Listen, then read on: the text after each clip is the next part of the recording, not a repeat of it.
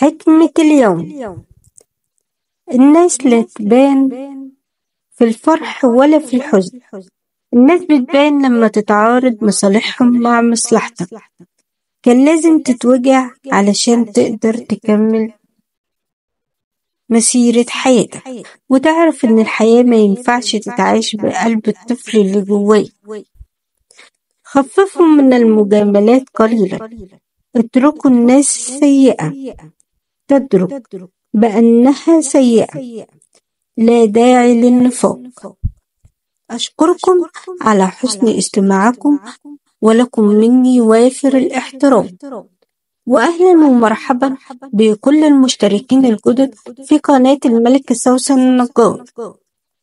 فضلا وليس أمرا الرجاء الاشتراك معي في قناة الملك سوسن النجار وتفعيل كل الفيديوهات التي تصل إليكم ليصلكم كل ما هو جديد.